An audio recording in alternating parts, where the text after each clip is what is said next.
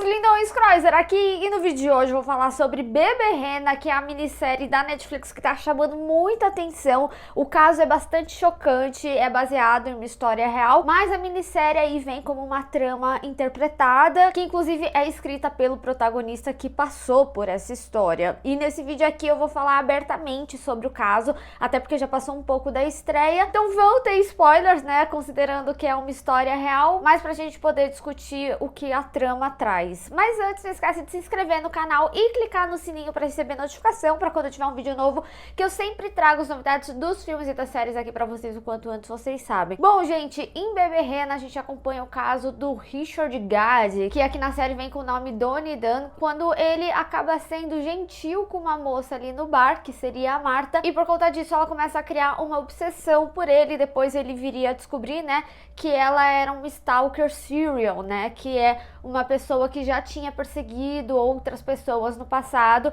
Quando ele dá um Google nela, né, ele percebe que tiveram outras histórias, inclusive histórias das quais ela contava ali pra ele, eram baseadas em experiências que ela teve, só que um pouquinho distorcida. Então, por exemplo, o pai dela era advogado, ela falava que era advogada, então ela acabava modificando as histórias do que ela tinha passado. Só que é interessante porque ele descreve que desde o início, né, ele tinha achado um pouco estranho o fato dela falar que ela era advogada, que ela tinha clientes importantes, mas que ela não tinha dinheiro para pagar o chá ali do bar. E isso inclusive fez com que ele não passasse alguns dados, como o telefone dele, mas ela encontrou o e-mail dele porque ele também tentava a carreira ali de comediante, então ela achou na internet e ela mandava incessantemente e-mails o dia inteiro para ele. Inclusive eu fui ler um pouco mais sobre o caso real. Ele não quis revelar quem que era a pessoa, inclusive tem muito a ver com a visão que ele tem sobre o caso, já vou chegar lá,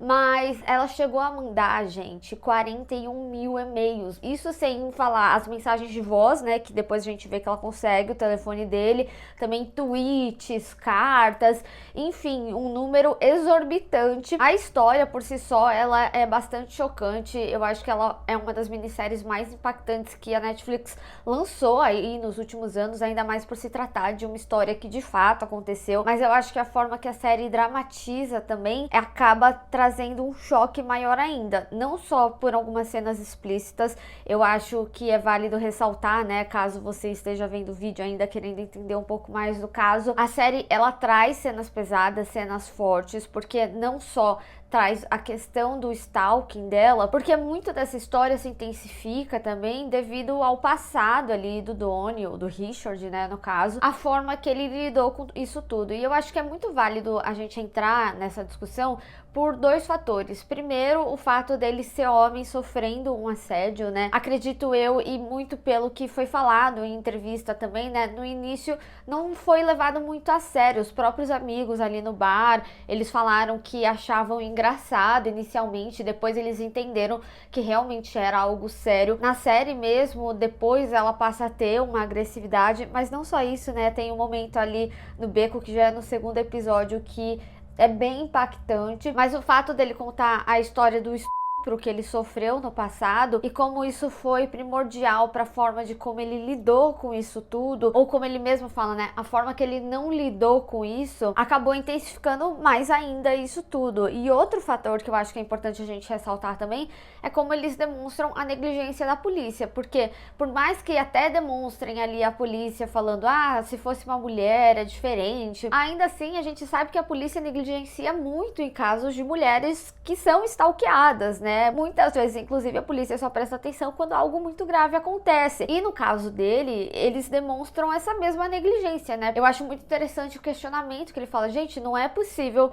que uma pessoa mande essa quantidade de e-mail e isso seja considerado normal, não dê pra fazer alguma coisa. E por muitas vezes, isso acaba com a vida da pessoa de outras formas. A pessoa pode querer fugir, sair da cidade, ter que mudar toda a vida dela por causa da importunação de uma pessoa.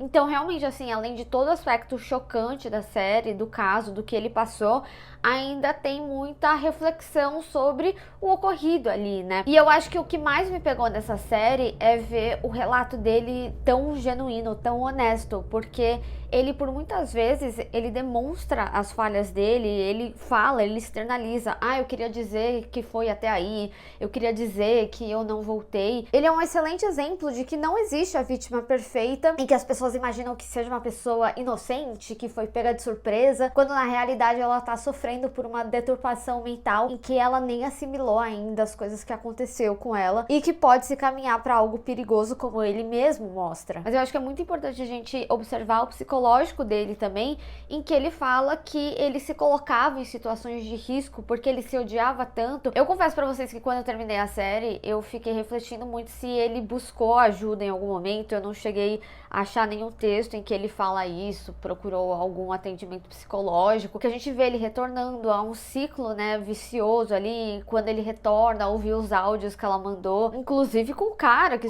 ele quando ele quer bater de frente e ele não consegue, e ele aceita o emprego, e aí ele volta a ouvir os áudios em que ela detonava ele. Então, de novo, é ele mostrando ali como ele se odiava mais do que ele se amava. E eu acho muito válido falar sobre esse ciclo vicioso. Você acostuma àquele estado mental, aquele estado comum, né? A própria ex-namorada dele, em certo momento, antes dela saber tudo que ele tinha passado, ela até fala, você traz o caos. E ele mesmo fala, depois que aconteceu tudo isso comigo, é como se eu acabasse trazendo essas pessoas pra mim. Então, eu acho que essa série, ela tem um texto extremamente forte. Eu fiquei bastante reflexiva, eu não consegui gravar logo em seguida que eu assisti, eu quis pensar um pouco mais em tudo que eu assisti, apesar de ser 7 episódios de meia hora, bem rápido, ainda assim é um contexto muito pesado, e eu honestamente esperava que a série trouxesse mais uma visão de entendimento do porquê as pessoas às vezes demoram tanto pra denunciar, né, que nem eles trazem a frase inicial, né, em que o policial pergunta, por que você demorou esse tempo todo? E a gente vai compreendendo mais e mais desse personagem, dessa pessoa, do psicológico dele, do porquê que ele não falou, e pra falar de determinadas coisas da Marta, ele teria que admitir o que ele tinha passado ali com o roteirista e que tinha sido algo grave da vida dele.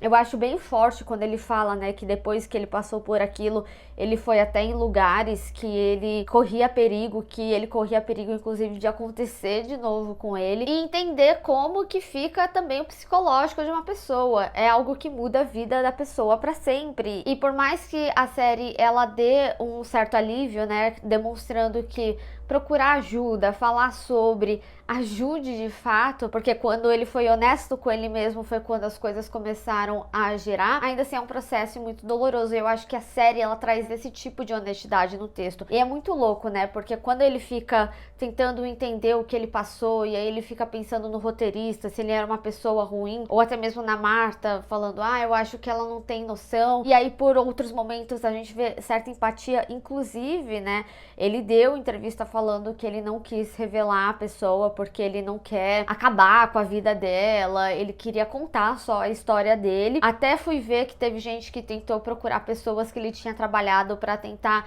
entender quem que era o agressor dele, e com isso acusar injustamente pessoas que trabalharam com ele que não tinha nada a ver com isso. Então também é muito perigoso isso, mas o que eu queria falar é que eu acho muito doido, porque quando a gente tem a cena do roteirista dele falando, você tem esse brilho, nunca perca ele é justamente a pessoa que tira esse brilho dele, sabe? E aí eu vou me repetir, é muito forte esse texto, eu acho que os atores, eles estão excelentes, o trabalho da Jessica Gunning, que faz a Marta, é avassalador em momentos que pede mais dela, você fica com medo dela. Tem cenas como a do bar, que ela ataca a Tori, em que faz você se sentir pequeno, porque ele tava se sentindo pequeno, e que traz aquela proporção de cima pra baixo, sabe? Então o trabalho também com que a série traz determinadas cenas, elas causam esse sentimento e trazem certa repulsa, né? Como eu tinha falado, eu queria muito que as pessoas refletissem sobre essa experiência, mas infelizmente eu já vi julgamento no Twitter. Mas eu acho que precisa de muita coragem em admitir as falhas,